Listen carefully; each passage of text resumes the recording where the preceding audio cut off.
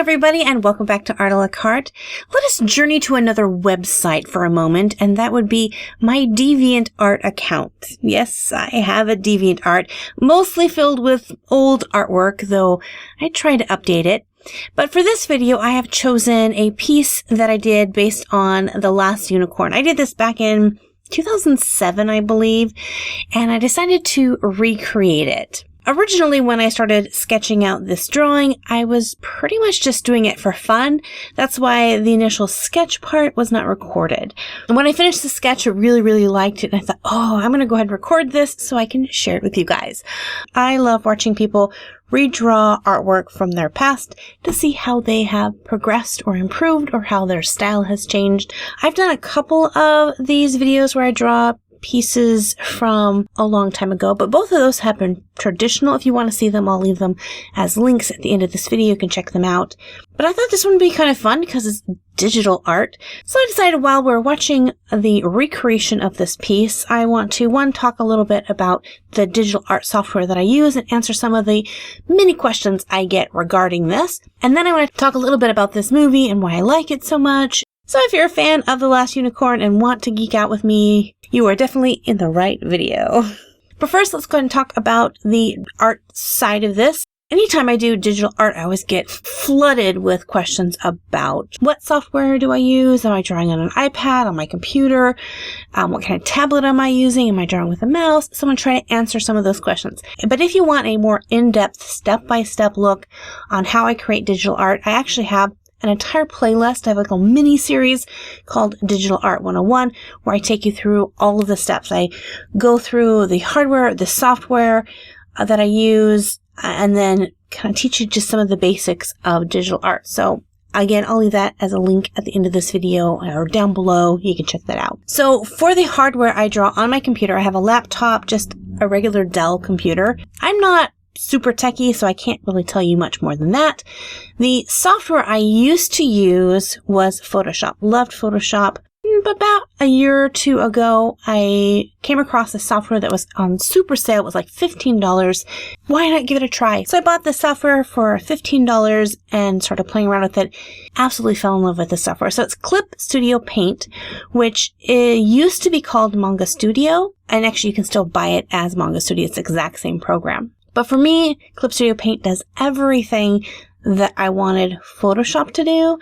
It does it. It's much less expensive. I think when it's not on sale, it's $50. But if you just watch your sales, you can get it for $25. I haven't seen it for $15 for a while, but I've seen it several times on sale for $20, $25. Does layers and all that. So I know a lot of people use free software like Paint Tool Sai. If that's what you use, awesome. This is just the software that I have chosen to use. That answers that question.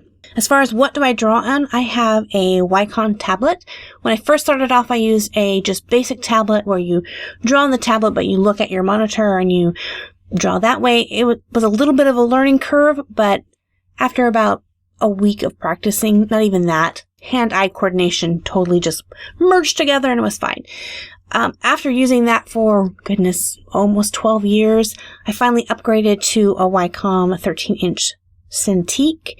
And so that's the one you actually draw on. It's like a monitor that you're drawing on, which is fantastic. A lot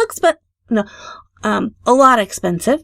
Being that art is my job, it's an investment into what I do. So again, those kind of answer some of the overall questions that I get about digital art. But again, check out the Drawing 101 series if you want a little bit more in-depth information. So now let's talk about The Last Unicorn.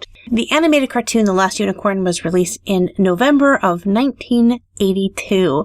That would mean I was 5 years old when this movie came out. It can be a little intense in spots, definitely dark, so I was not allowed to watch it. I had some friends, well actually they were my sister's friends, and they watched it. I remember one of them sitting me down and she had the book and it had the cover and I was just mesmerized.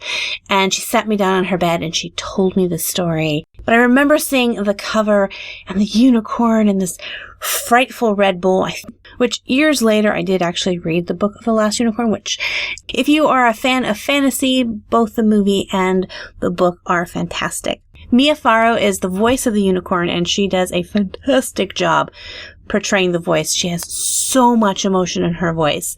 If you listen, you will also find the voice talents of Christopher Lee. The music of this movie is definitely dated. I get asked all the time what is my favorite type of music to listen to, and really don't have a set genre of music. Like, I don't just like country or just like classical. I like bits and pieces of all types of music, but specifically soundtracks. Love soundtracks. This is one I can listen to just about any time when I'm drawing.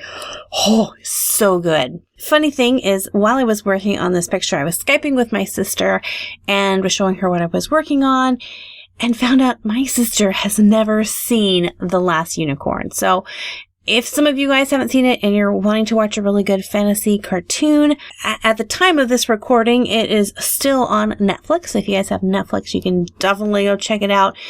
I think it's a must-have for any animation buff movie collector to buy it on Blu-ray or DVD. Yeah. So those are my thoughts of The Last Unicorn. I don't want to go into the whole characters and story too much, because just in case some of you, like my sister, have not seen it, I don't want to spoil anything. But let me go ahead and just say, comment section of this video is going to be spoiler central. Let's nerd out and talk about The Last Unicorn. So if you have not seen The Last Unicorn, don't read the comments. I'm going to be in the comments as well, having conversations with you guys. So yeah, let's talk about that, or other movies, animations, books, things that have just been huge inspirations for you in the literary world. For those of you who want to look at the rest of my super old DeviantArt, I will have a link to my DeviantArt account in the info box of this video. If you go over to my DeviantArt, let me know if you see a piece that you think would be fun for me to redraw. I always enjoy doing that. I'm hoping to have prints available for this soon. They're at the printers right now.